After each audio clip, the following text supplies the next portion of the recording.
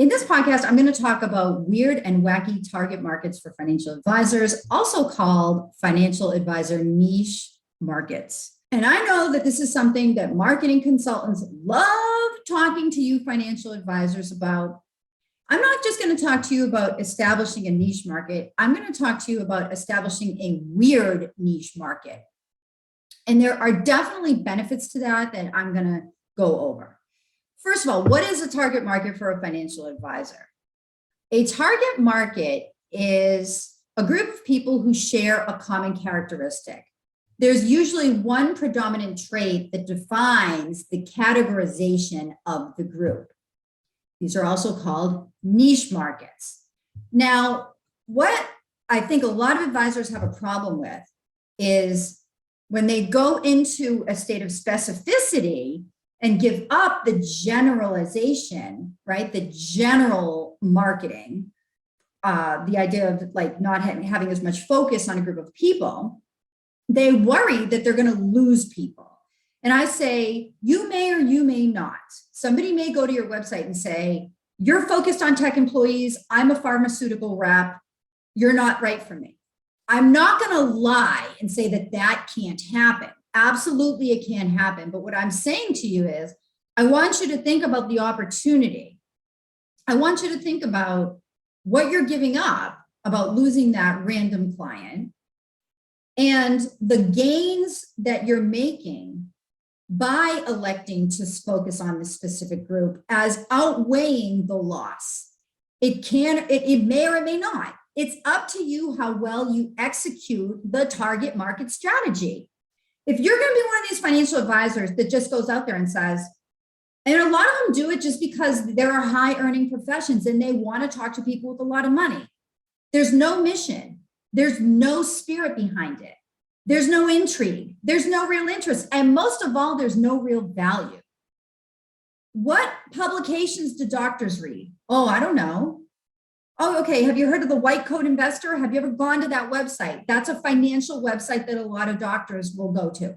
Oh, no, I've never heard of that. What are the publications that doctors read? What's their annual conference for the specialty of doctor that you're working with? Oh, I don't know. Or people do this with women. They say, my niche is women. My niche is women. Half the world is a woman, okay? That doesn't make any sense. It's so blah. All right, there's female executives of particular companies of particular types. There's female entrepreneurs of particular business types, okay? All kinds of women in the world. Women is not a niche, folks. So this is what I mean is I'm tired of this lazy, non-specific niche strategy that's not really going to get you anywhere. And yes, in that case, if you're not going to be serious about the niche and go hard and go all in, best that you don't go to the niche anyways. Best, yes, leave it off your website because the gains that you're going to make aren't going to be substantial enough to outweigh the loss of excluding people. Okay, so make it worth the loss due to exclusion. The other thing is, I'm so tired of people focusing on a niche and then having it be like one of these boring, over-marketed niches. There's not a lot of point in that. Like, do you really want to be financial advisor number 5,065 focusing on high-earning doctors? Doctors are running in the other direction. They've had every private REIT salesperson, every whole life insurance agent. They get 20 of these messages a day if they're on social media. They are running under a rock to hide from you. It's so tired, okay? Focus on a weird, wacky niche. And don't go in there with your AUM guns blazing. Actually have something of value to offer, especially if you're not going for a particularly high earning niche where people don't have as much potential to accumulate. Go in there with your financial planning hat on, okay? Advice only is a movement where financial planning and advice are provided without managing the assets. I've had some folks on my show talking about that. I'm probably going to have more in the future. I have information on my website about that. Look at that. And I'm not saying change your whole business model. I mean, if you're starting out, that might be a good way to pursue it, or maybe you're looking to make a conversion, focus, whatever, okay? But even if you're not an advice-only advisor, or exclusively focused on financial planning. There are many careers where the average income is probably lower, where there's a huge opportunity to go in there and offer these people awesome planning. Okay, because for many of them, that's what they really need if they haven't accumulated assets. I've got some special guests here coming up on my show, but first I'm going to talk about examples of weird, wacky niches. I think it would be so rare to find a financial advisor who's an expert in every aspect of life for one of the following groups.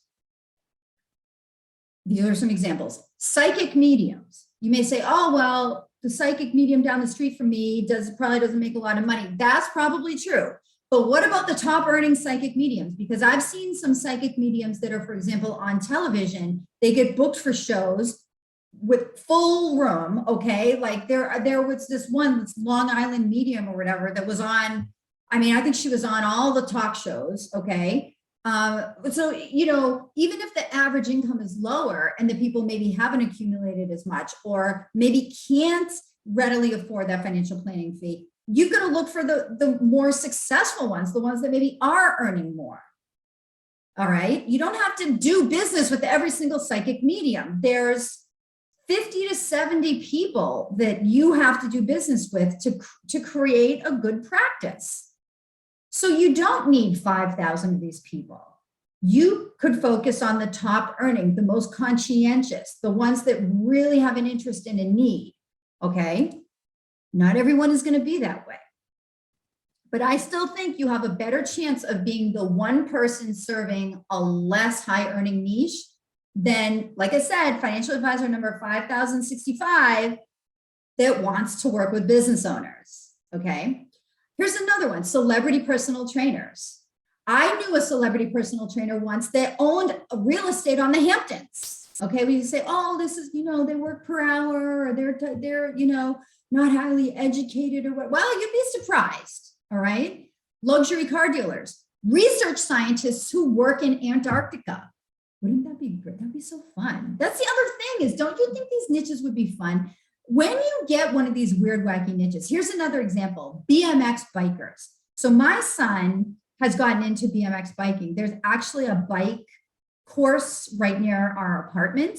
And so just this last weekend, I was there with all the other parents and I become like a BMX mom because, the chain breaks or he outgrows his bike or he sees like a competition on YouTube and he wants to go to the competition. And it's like, I'm into it because he's into it, right?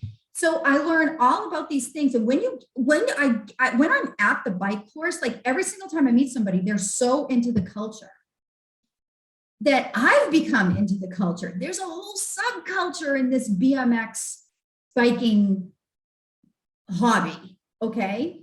So, and if you look at it, the really successful BMX bikers they're doing international competitions and they're winning prizes and they're traveling all around the world. It's exciting and fun.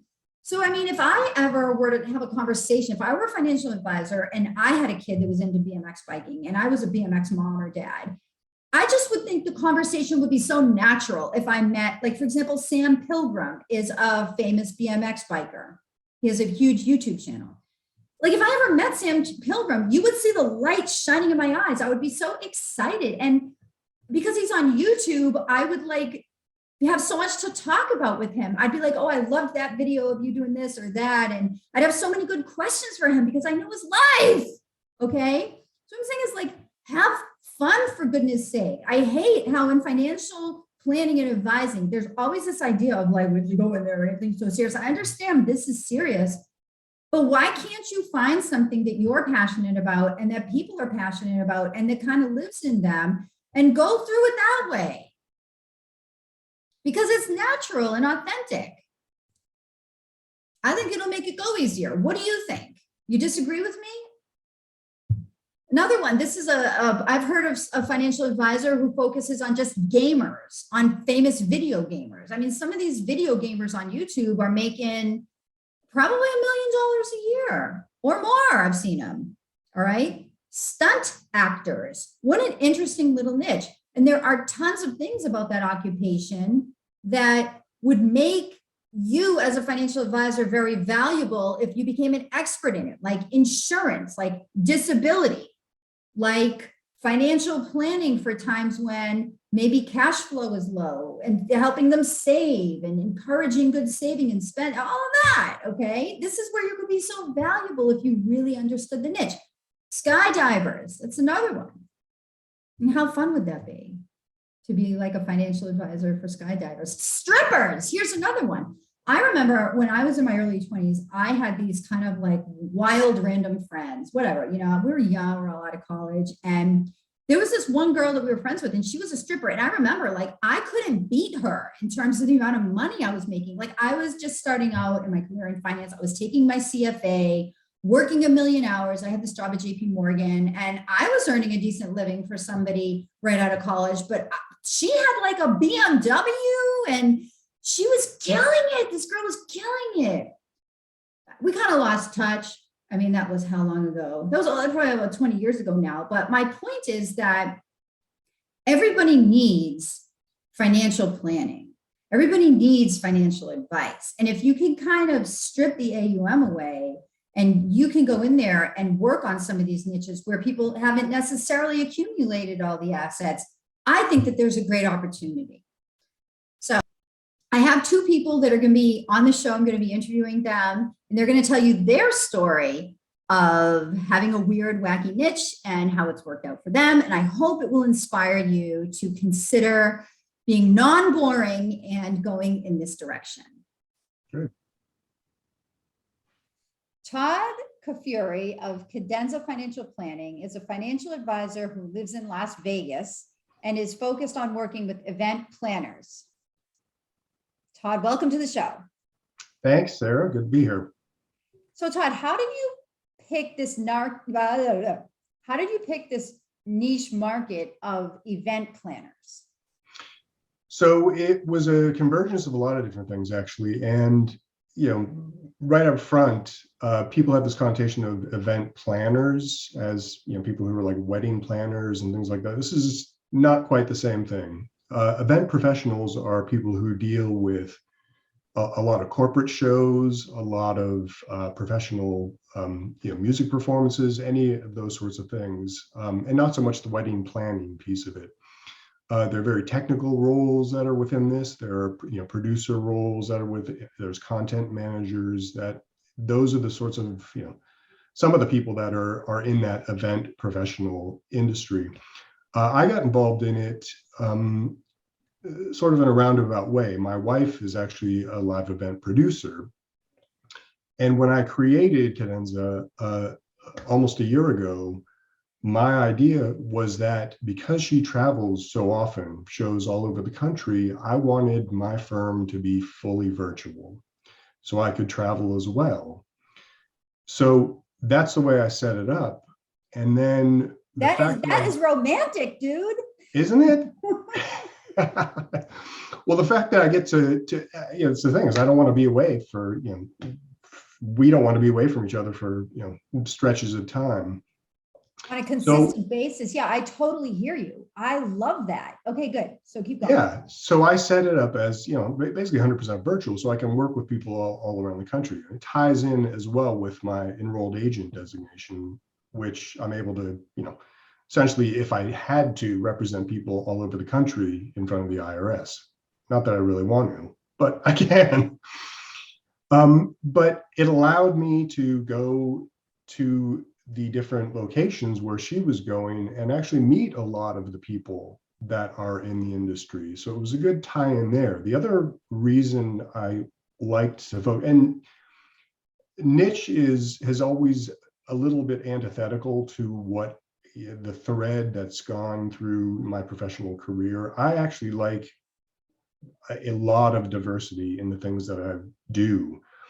And originally when you think of niche, you think of a very defined, very specific area. And, my original thought was, well, I like to work with a lot of different people, a lot of different types of people, and I have a really broad skill set. How am I going to kind of, focus on this area? But it serves as a really good way, especially when you're starting out and launching a firm, of, getting yourself a finite universe to actually go and pursue and to, make contact with and be really involved, sort of more so than you would be as a generalist.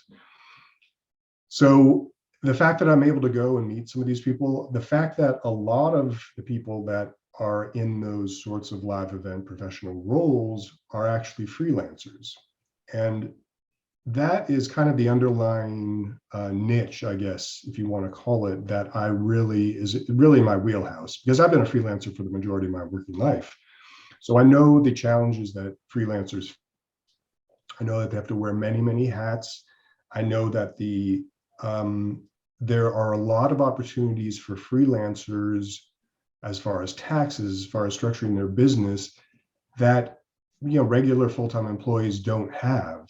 So I could really serve, those folks well and benefit them. And, those are a lot of the times the people that are familiar with delegating specific responsibilities. So I really like that partnership relationship where someone says, I don't want to deal with this. Just tell me what I need to do. And that's great, because if I can't provide somebody with value or, feel like I'm making a difference, it's like, what's the point of working together? This is so interesting to me, because I think what happens a lot of times when I talk to advisors about a niche, and a lot of them are really averse to it, is they say, well, I don't want to have to turn people away. And I think what the endemic fear is what they're really saying when they say that, Todd, is I don't think I'm going to be able to make enough money or get enough clients in this niche and I think it's just because people don't look deep enough. Michael Kitces came on my podcast a few years ago, and he talked about some guy who focused on this target market of bass fishermen, not just fishermen, but I'm sorry, because I just said the word fisherman. It should be really fisher people or bass fishers. I apologize, everybody, but that was the way it was said to me. But anyways, he focused on this niche of bass fishers, and Michael said he just didn't even realize that there are like $1 million prize purses. When you think about it, I think as financial advisors, a lot of times they are taught to look for the rich careers, like the doctors, the lawyers, the business owners. And it's not that those aren't great to pursue, but there are people making money as freelancers, because I love how you had the courage to work with freelancers, because a lot of times people say, do freelancers have any money? And it's like such a ridiculous presumption. I mean, of course, some of them don't, and some of them do, and a lot of them do, but you're not looking for the whole world. You know what I mean? Like, you don't have to do business with every single freelancer. You just have to build a practice. I would love to see advisors just focus on 50 to 70 clients, have a deep relationships with them, do a good job, have the relationships be profitable and be correct for the firm. And to do that, you don't need a huge niche. It could actually be a very small niche, but one that you really understand. And it sounds like you really understood it because of your wife's profession and then also your background in it. So I love that you were able to see past the veil, so to speak, that so many people do not look past. Yeah, absolutely. And that's the thing too, is there's, in that traditional, and I've worked at firms before where obviously the main pursuit is gathering assets. I mean, that's how those advisors are compensated. That's how those firms are compensated. And what ends up happening is there's this massive whale hunt, right? People are focusing on just the same, 7 or 8% of the population that have sizable amount of assets. And the focus on that niche takes me out of that. Naturally, I was, moving away from that anyway, because my idea was, I don't care how many assets you have. There's a planning that everybody needs. right? And when you take yourself out of the that sort of mindset of, well, I'm only going to work with people who have, $500,000 or more of investable assets. I mean, I can't tell you the number of people I've encountered that was their only experience with a financial advisor. Is, the message saying, well, I'll only work with people with at least $500,000 of investable assets. It's like, I'm making $220,000 a year, but I don't have, that amount. Nobody's even going to talk to me, right? I want to talk to you. Oh, no, that's not true. The people that'll want to put you in A-share mutual funds will talk to you. Right. And or some financial advisors, they will no say, argument there. I'll work with you, but it's going to cost you 1.5%. Right. So for $11,000 a year. Okay. Yeah. Yeah. Okay. So that, yes. And I believe that some people refer to this as advice only. The advice only movement. Yeah. The advice only, or a flat fee, or any of those sorts of things. That's, that is, as you know, a burgeoning sort of area of the finance industry. And it's really, obviously born out of this idea of, if somebody with $1 million portfolio versus someone with a $10 million portfolio, am I really doing exponentially more work for that amount of money that's being generated off that, traditional AUM model? No. There's, a fixed amount of time, and depending on the complexity of the person's situation, there's a tangible value you can put on the work that you're actually doing for somebody.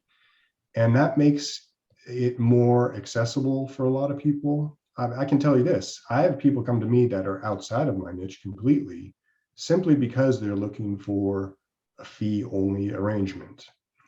And it's amazing too, because I'll tell you, and this is obviously really a small universe because it's only people I've dealt with, but a vast majority of those people are, in their 20s and 30s, and haven't, I guess maybe aren't as jaded about what their experiences with the finance industry have been in the past.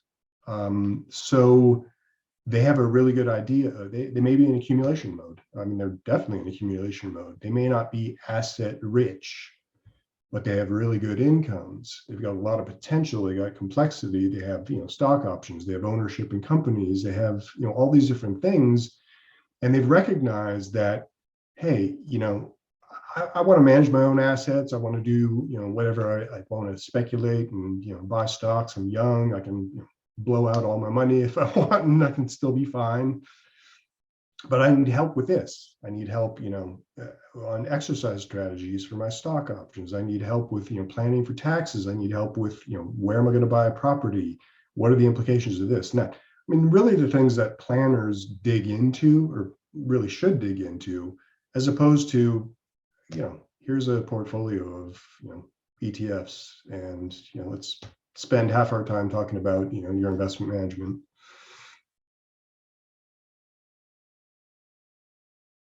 Right. I hear you. I mean, I know a lot about this. I just had a few people on the podcast that were, Rick Ferry and Andy Panko. And yeah, definitely. I mean, I can't say enough about that. So I love that. That's, again, a very non-traditional approach, and it sounds like it's worked out quite well. Mm-hmm. So what would you say what have been the advantages and disadvantages of focusing on a target market as you have? The advantages are that it, as I said before, it gives you, I was a musician for years and years and years. My undergraduate degree was music. One of the things about music is that you learn that form is a very important part. And what form does, when you think about music, there are an infinite number of decisions you can make. But eventually, to get out of the inertia, you have to make a decision on something. You have to make a decision on notes in the melody. You have to make a decision on the harmonies. You have to make, these. They Todd, all, hold on. I'm just so intrigued. I am also a musician. What instrument? I was a bass player, and I did orchestra conducting as well, and composition and theory and all that sort of stuff. So yeah, like I was saying, the form is, and decision making give you a structure to work within. Otherwise, how would you make decisions on things? I mean, with an infinite number of decisions that you could make, you have to kind of constrain it. You have to have it, plotted out in front of you. And that's similar with the niche, is that, you're not trying to speak to everybody. You're trying to target a very specific area. And then you can focus more so on that particular area, on the issues that those particular people face, on the best ways to serve that community. And, it's not at the expense of a, diversity or a breadth of knowledge. It's that, I have 10 years of doing this. I've worked with a lot of different types of clients. I've done things that most advisors will never even touch because they actually require work. So I'm not, applying all that information to every single person I work with. But that's one of the great things about it, is that everybody's got their unique financial footprint. And, I'm somewhat of a critic about the sort of catch-all, personal finance gurus, that you see on TV or hear on, podcasts or whatever. And, they start out from a very broad place and don't go much further than that because they can't. It's those catch-all kind of things don't apply to everybody. Everybody's got a different situation. And that's really kind of what drives me about this work, is I like that. I like that sort of, becoming an expert on one thing and then moving off to the next thing, and, really digging into some of the stuff, because it's interesting. What do you think has been hard about having this niche strategy? It's time. This takes time. You can't, maybe you can. I think in probably the majority of situations, when you establish a niche, it's a long game. I mean, it takes a long time to sort of build relationships, to build trust. I mean, if you are working with people that have known you for years and years and years, I remember as a first-year advisor, the majority of my clients were people I'd known for years and years and years, who, knew my integrity, trusted me, knew my, abilities, and were willing to hand over their, portfolios, for example, even though I was a new advisor. So those sorts of things are very, very hard to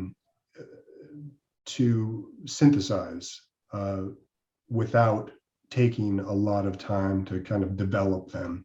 So that's probably the hardest part, is just, you have those moments, and freelancers are going to be familiar with this because they all go through it. It never changes. It's like you get to those lulls where you don't have a lot of work, or you're not particularly busy, and you think, oh no, maybe I should be doing something else. Maybe I should go get a job. Maybe I should, it's the cycle that all freelancers are familiar with. Maybe I should go get a job. I'm a job. I'm going to work for somebody else. And, right. Yeah. I was just talking to one of my clients the other, and she was saying, I really don't want to go get a job. I absolutely don't want to go get a job. But she was, worried that she wasn't going to be able to she was transitioning back to freelance. And, it's something that she had done for 20, 25 years, yet she was still, panicking that she wasn't going to be able to make it work. So, it's one of those things that I'm, intimately familiar with, and a lot of times never gets much easier for freelancers. So it's one of the one of the ways that I can be supportive with the people that I work with, for sure. Yeah, I mean, when you focus this way, there's not only your understanding of the nuts and bolts of their finances, but there's also that peripheral knowledge, that overarching familiarity with the sphere that they live in, knowing the same people that they know, or knowing the goings-ons and reading the publications. And what I've seen is that you might have knowledge of some little pocket that they actually might not. In some ways, you might know their world better than them from certain angles, and you just don't really get that when you have a less uniform kind of a practice. Yeah, focused, right? Like, and another another piece that sort of factored into this niche was the pandemic, because it put that whole industry, the live event industry, into turmoil. And a lot of people were forced out of the industry entirely because of their whatever, I mean, food and beverage people. How are they going to make a pivot to another sort of branch of their specialty in a virtual capacity? People that were producers, a lot of them were able to make the switch to virtual and sort of piece together that kind of, existence until the live events could return and they could get back to doing what they were doing. But again, a lot of people were forced out of that industry. And it was a good time to, I guess, sort of illustrate the idea for that community of, hey, you never know when the next pandemic is going to come along, and you're going to have to make some sort of changes. Don't you think, having gone into that pandemic, that if you had worked really closely with a planner who had, illustrated these things, mapped them out, stress tested, done all these different sorts of things, wouldn't it have been a much less, at the very least, a much less stressful time than it was? So I have that conversation with people. But yeah, it is, an industry that is roaring back, obviously, and people are really, really happy to be going back to it. So how did you come up with the name Cadenza? musical? Yeah, music, right? So that had to be part of, that was, I think, is fundamental to. For the non-musicians, what is a cadenza in music? Cadenza is a piece, it's a part of a piece of music, usually like a concerto you might think of, for example. And it's the portion, usually towards the end of the piece, that the soloist, it's a piano soloist, a violin soloist, whatever, has their sort of solo, right? Usually by itself, the rest of the orchestra is quiet, and it's kind of a opportunity for that soloist to sort of display their virtuosity. So they're, usually it's, soloists with the orchestras are pretty highly trained and pretty, pretty talented. So that's their opportunity to sort of show their virtuosity. And I thought that was a kind of a good thing. Cadenza, it's my ability to show off my virtuosity. I remember being at firms before and getting to a point where I had to spend, 95% of my time prospecting for new business and maybe 5% with clients. And I thought, I don't mind prospecting, but I don't think I'm doing anybody any favors by spending all my time being a salesperson. It's like, right. I want to do the work, right? So, that was the expectation when, I set out to do this, was there was going to be an inordinate amount of time, like trying to find people to work with. But it's balanced. It's much more balanced than it's ever been. So it's good. All right, Todd. Well, thank you so much for being on the show. Well, thanks for having me. I appreciate it. So today I have Colton Etherton of Out of the Office Planning, which is focused on working with tattoo artists. Fantastically intriguing niche, and I love it. So Colton, thank you for being here. Thank you for having me. Appreciate it. So Colin, talk to me about your business. Why did you pick tattoo artists as a target market? Honestly, I kind of stumbled into it. It was never like when I started my business, it was never the plan to go that route. What was it at Initially, first? Were you just the typical financial advisor? yeah, for millennials. Like I did worked with retirees at my old firm, and then that ended, and I was like, I want to work with people more my age. So I did the millennial thing. And that I launched January of 21. So we're just a little over a year into it. And in about February, I just happened to meet, with a prospect that was a tattoo artist. And I was like, man, after the meeting, I was like, that'd be pretty cool to do that, and I had a few friends with their own firms that were real niche. And Justin Green with SysFP, for example, him and I talk often. So we'd always run marketing ideas by each other after that Wait, point. hold on. And Tell me what's Justin's niche? his is online fitness entrepreneurs. Another interesting, wacky, wild stuff. Yeah. That's so good. That's so So we'd good. always talk marketing stuff. And for some reason, I just kept going back to that tattoo artist thing. Right. And I was like, as an example, and I'd run through that. And finally, it was September. And because I wanted to do it earlier, but like I ran the idea by my wife and she's like, yeah, it sounds cool, but no one's doing it. And you just started your firm. We kind of need money. So like, don't go super weird, super niche. It's like, all right, fine. I get it. So September comes around, supposed to be a 5-minute call with Justin to run some other idea by him, ends up being 2 hours. And somehow at the end of it, I'm hooked. I'm like, all right, I'm doing it. I'm switching my business to tattoo artist. I'm going to give it a shot.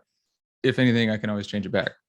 Ran it by my wife again. I was like, look, I can do this. And she'd seen, a few friends at that point with their businesses. And she's like, all right, yeah, it makes sense. And so I did it and took like a week to redo my website and, all that stuff, which I did myself. And it's been really good.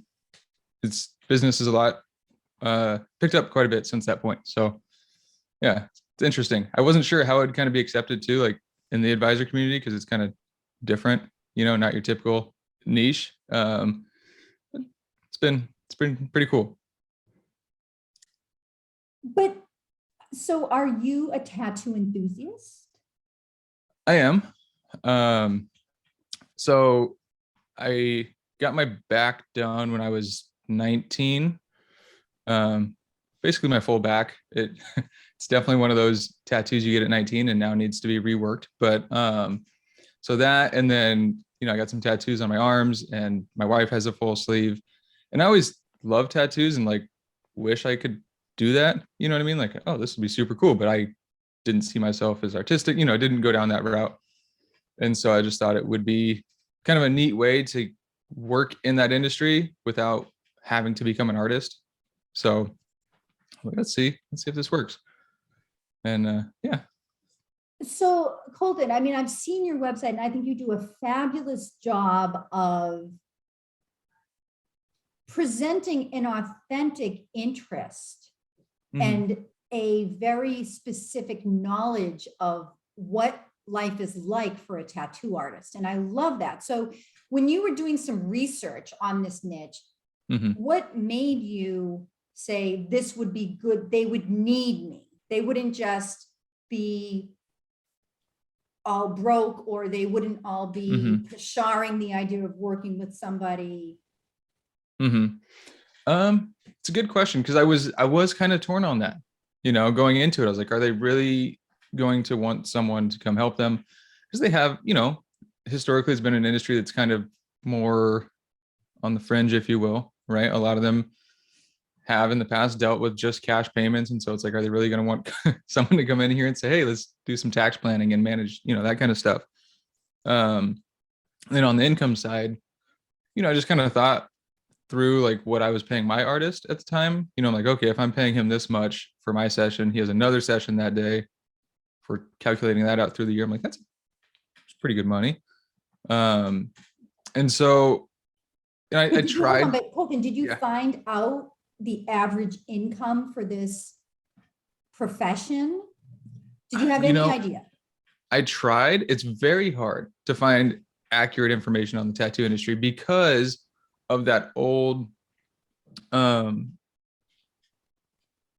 I don't want to call it knowledge, but idea that gets passed down from a lot of the older people tattooing to the new people, of taking the cash payments, and not everything's reported for some places. It's getting a lot better now, but going back, it wasn't. And so it's very hard to get an estimate.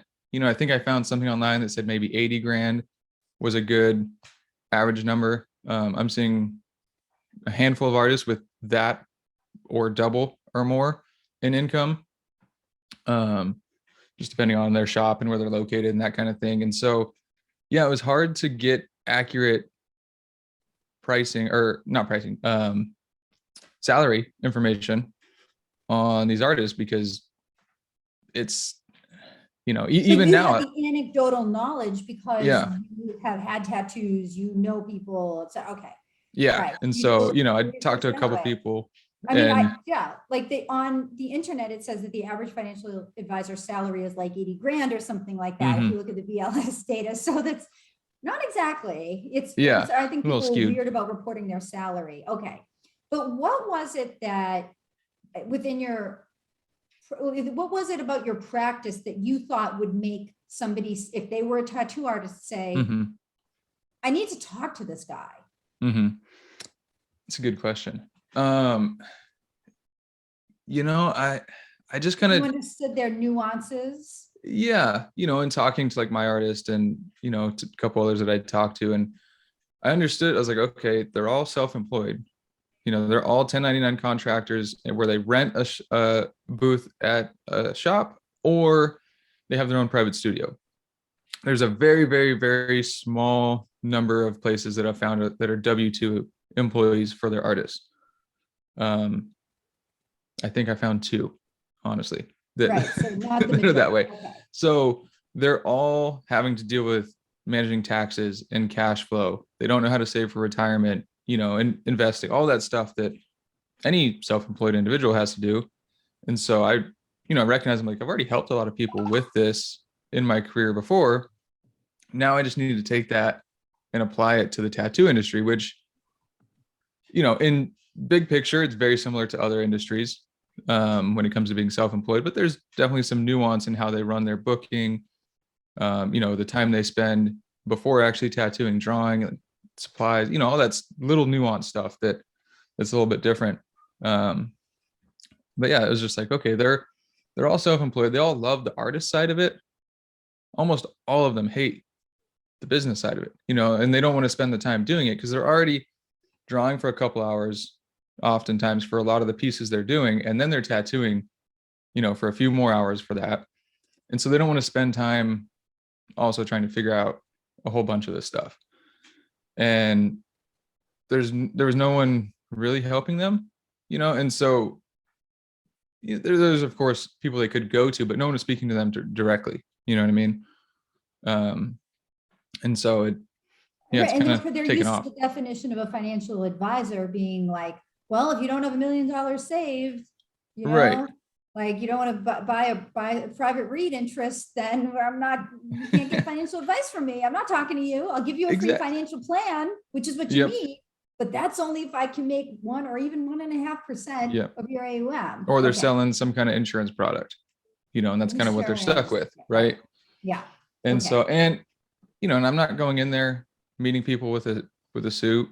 I'm meeting them like a normal person. I'm wearing this like a t-shirt like I am, or hoodie, or just, I don't know, not coming at it like a lot of advisors are, and that makes sense for their demographic and who they're working with, whether it's retirees or whatever. But with the tattoo artists, it just doesn't really mesh.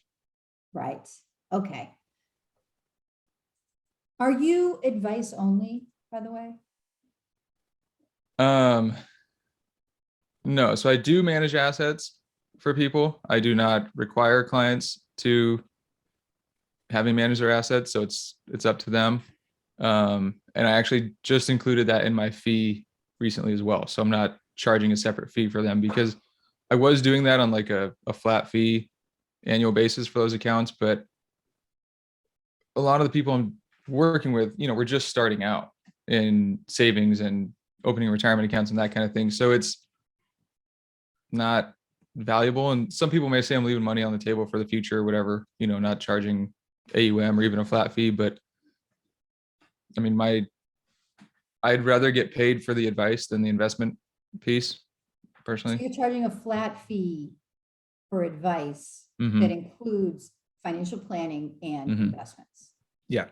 Okay. If they want me to manage. So I have, you know, a handful of clients that we do it, some, you know, they manage it themselves and we just review it periodically. Okay. Yeah. What do you think has been the advantage and also the disadvantage of focusing on a target market this way? I mean, I guess I'll start with disadvantages. You know, the obvious one is if someone I know that's not a tattoo artist wants to work with me, you know, just because that familiar relationship, then it's a toss up of, you know, if I agree to take them on as a client or not. Whereas before it's, I can, you know, work with a variety of people. And oddly enough, I've had a few of those since switching, you know, it's almost that I didn't have before, which is weird. Now that I have this niche and they're like, well, actually, can you help me? Really? You don't want to come to me like last year? Right. And the advantages, I mean, I feel like it's made marketing and copywriting, you know, all that kind of stuff, like redoing my website and putting it in words that tattoo artists not understand, but, you know, make sense to them, right? Like talking to them directly made that really easy, you know, going through and doing my website. Or I'm working on like a presentation where I'm comparing color theory to investment theory, right? And so it's just been easy to put some of that stuff together in ways that they're like, oh, you're explaining it in my terms, so like I get it now, instead of just using financial terms that they're having to relearn. They have something to pair it with. Does that make sense? Right. So has the business grown through word of mouth, or are you using online strategies? Most of it's on Instagram and then some word of mouth as well.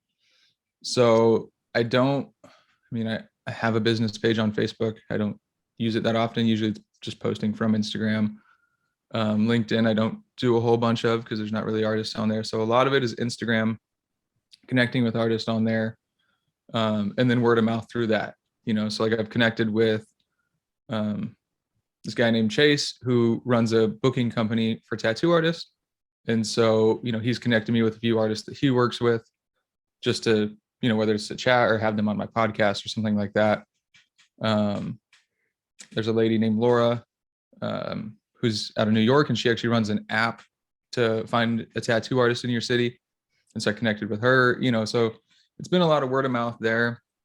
And then same thing, you know, Portland's a big tattoo city. So I'm helping one person and then they talk to someone else at the shop and they're like, oh, I could probably use that, you know, so they want to inquire and talk. And so it's been a combination of that. I haven't run a lot of ads, honestly. It's all just been organic, talking to them genuinely, you know, and commenting on their posts or their stories, and not reaching out to sell, but just talking first. And then it's them saying like, hey, I've been following you for a little while. Can we actually like get on the phone and talk further? I think you could help. So it's been kind of nice. It's a lot different than before where, you know, like my old firm made me go to Chamber of Commerce meetings, which was personally miserable for me because that's just not my vibe, you know, to go there and mingle in a room. So it's been nice. But this is so relieving to hear that you can actually build a business just by being yourself, by being a member of a community, by speaking with other people who are working with the same clients as you and having a genuine connection with them. That's not like, well, if you give me a referral, I'll give you a referral fee, or like, Right. you know, okay. I Yeah. love that. That's right. It seems like it's just become so natural, like an extension almost of your social habits, etc. Exactly. Exactly. Yeah. And I'm just becoming friends with people, you know, like Chase, his company, I think does great work for artists that don't want to deal with the booking. Like that's a huge issue for them.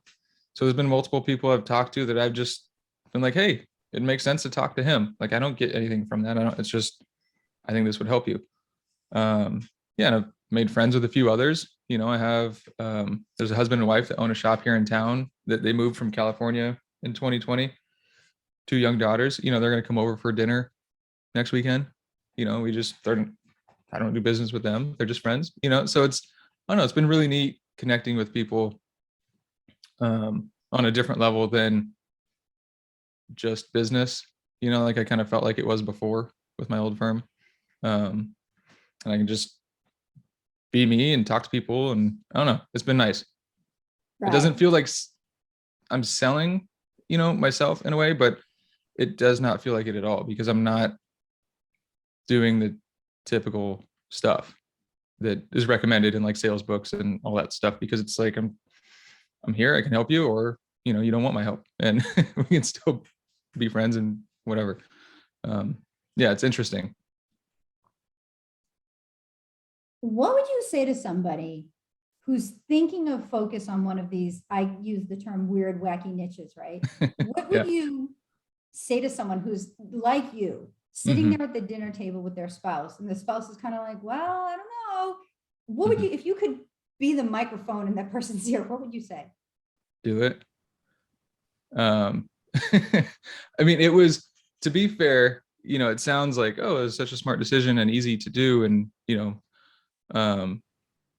I was very like gung-ho and wanted to do it, but it was, you know, I'll acknowledge it was more scary to transition my business to this niche than it was starting the business in the first place.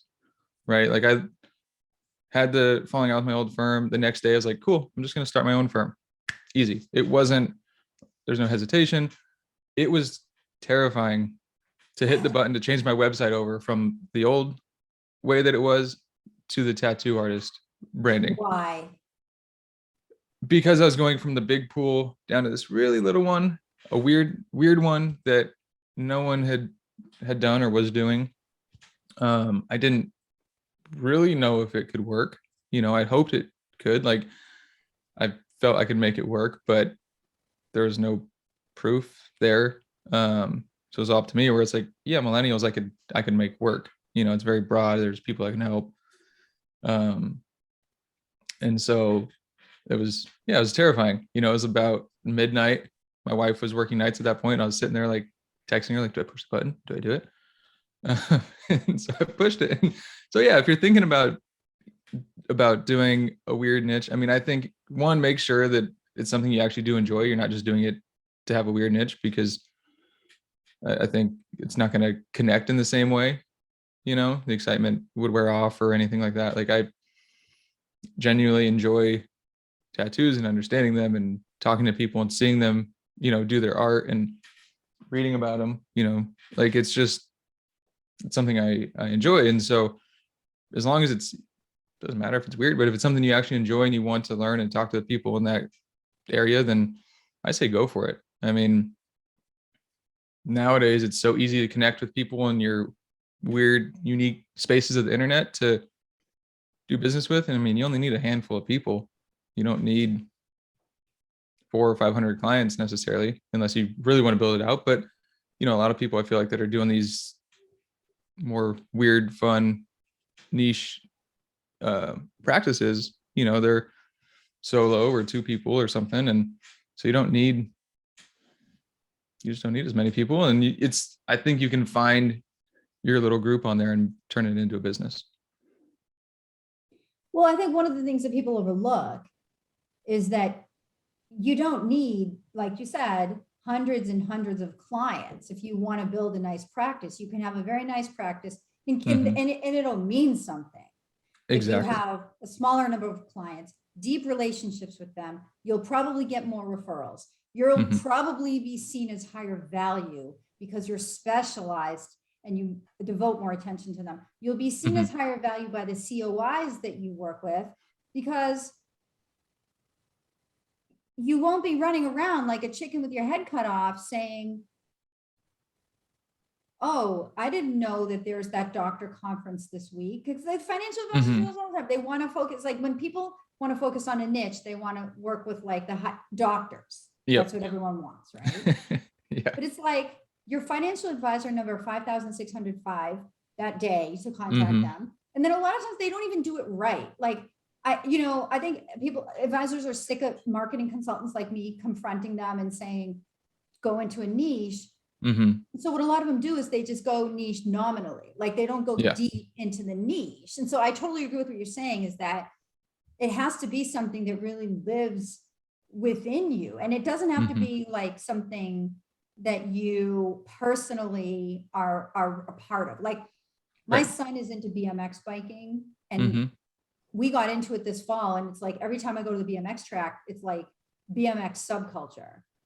Yeah, it's like I'm talking to it's like they're obsessed. They're like, oh my gosh, like that bike that your son's riding, I saw that on the internet the other day for like this amount of money, or that. Like they're freaking obsessed, right? Yeah. I think it should just be something that you're obsessed with, because I mean, you could even exactly do that. It doesn't have to be their occupation, right? That you're necessarily niching down to. Like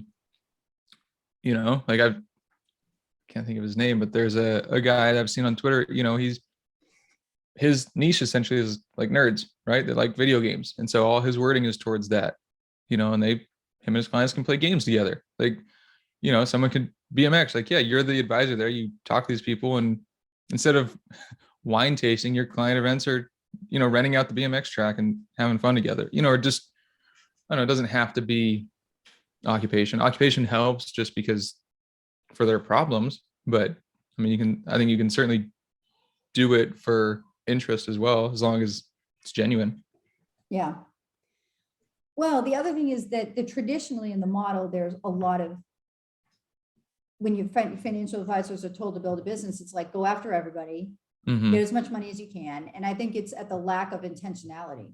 Yeah. If you think about it, if you were to set out and say, okay, I'm going to get 15 clients a year, and then in like Andy Panko that I have on the podcast got like, I don't know, maybe like 20 something clients a year. And in 2 years he was done building his business. And he's like, okay, I want to keep it that way. And which is awesome. He's right. He's not starving. He's doing fine. I think his clients are probably pretty happy because he's not distracted with trying to just chase the next thing. So, all right. This is really well done.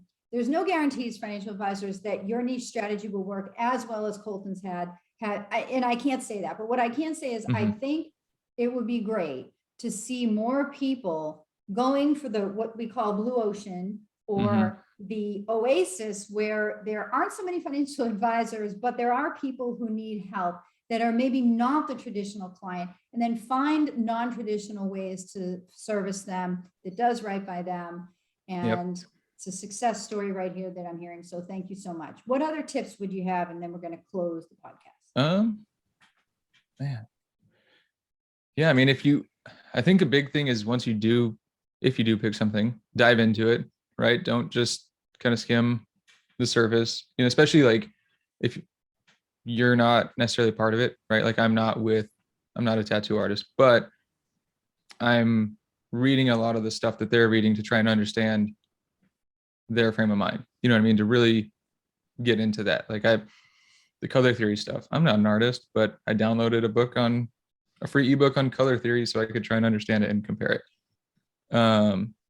Find ways to add value outside of just the planning. Another thing I'm working on, and I just happened to stumble upon, is tattoo artists, especially in Oregon. Oregon's kind of a weird state, where you actually have to go to tattoo school, and then rather than your typical apprenticeship. It's weird for as big of a tattoo town as we are, but I'm working on continuing education for tattoo artists, right? And so they're required to take 10 hours a year.